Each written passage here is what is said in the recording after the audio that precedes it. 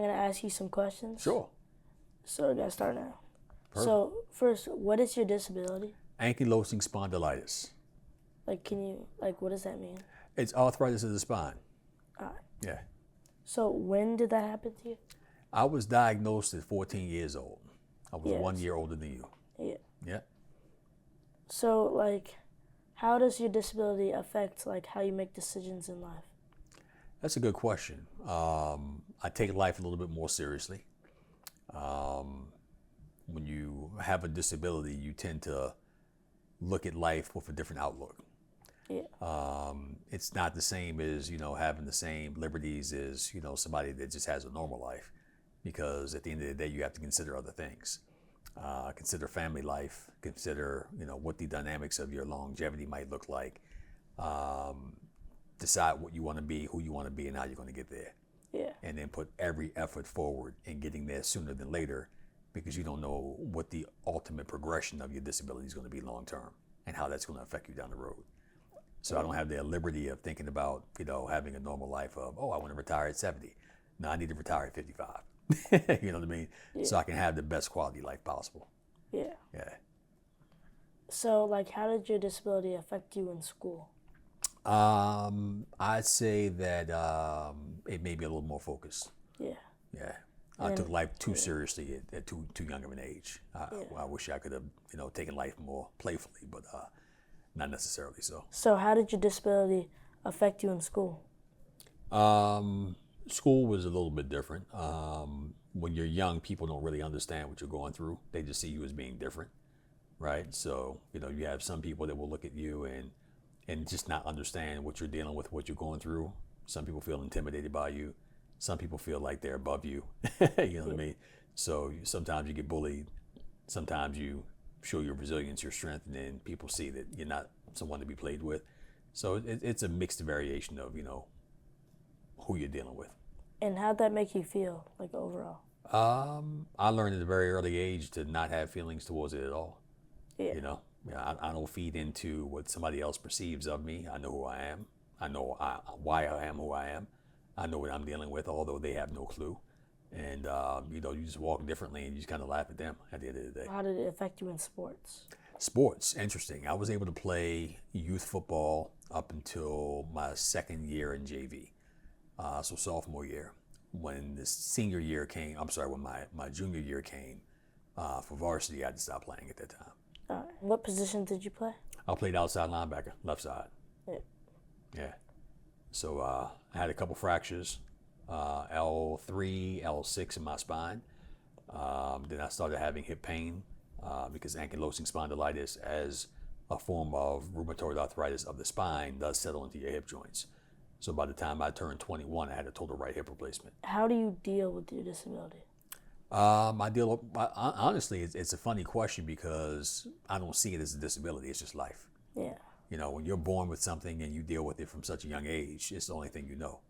Yeah. Other people see your disability before you do. You're just living it. How was it like being 21 and doing a major surgery? I'll be honest, that was challenging. Yeah, that was a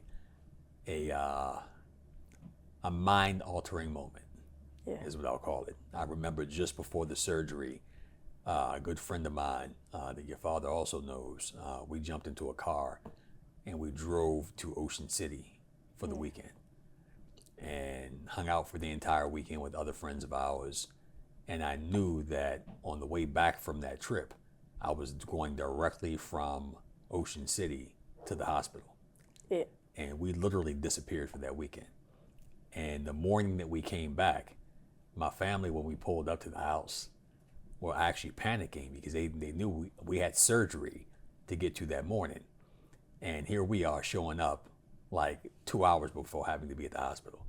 Yeah. But in my mind, I didn't know what to expect after the surgery and how my body would respond, what limitations I would have. So in my personal mind, in my thinking, I wanted to have the best time of my life, all the way up to the very last second. And I remember I walked into the house, went upstairs to my bathroom, took my clippers, and cut my head bald. And my family looked at me and said, well, what is going on with him? And I just knew that, okay, well, I get the surgery done. I'm not gonna be able to go to the barbershop for a while. I'm not going to be one of those guys that wants to sit home looking crazy. So I wanted to cut all my hair off. I had my earphones on, and I was listening to Tupac. Because at that time, Tupac's music was feeding me strength. Because mentally, I knew I was getting ready to go into something that was the unknown. I didn't know what to expect coming out of it. So that's where my mind was. So it wasn't an easy mental path walking into that situation. How do people generally respond when they learn about your disability? Mixed emotions. Some people are curious. Some people are, standoffish. Some people just don't understand what they don't understand. Yeah. When I walk into a room, I walk with an obvious limp, right? Yeah. So a lot of people are wondering, like, why is this guy limping, and what's wrong with him, and he's too young to be limping, and that type of thing, right? But at the end of the day, it's their lack of understanding, but it doesn't have any bearing on who you are, what you do. You just do what you do. So, like, what could you want people to learn about your disability? That's a good question. I would say learn how someone with a disability of any sort has to deal with life differently. Yeah. Because life is not the same for everybody.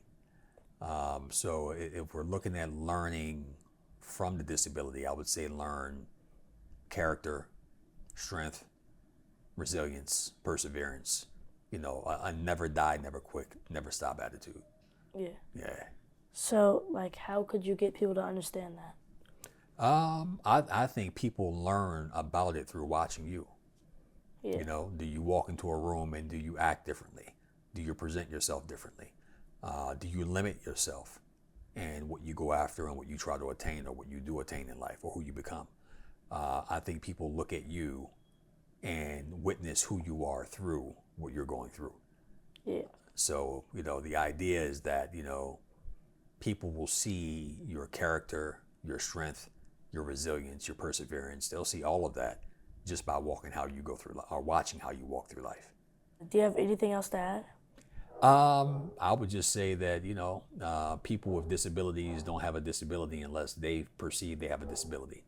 So having a disability, not having a disability is all mental. When I get up every morning, I get up and I pursue my day like everybody else. Yeah. Other people see, oh, he's different. He walks different. He moves different. He has a physical limitation. But for me, I'm living in this body. I don't see anything different than you see your day.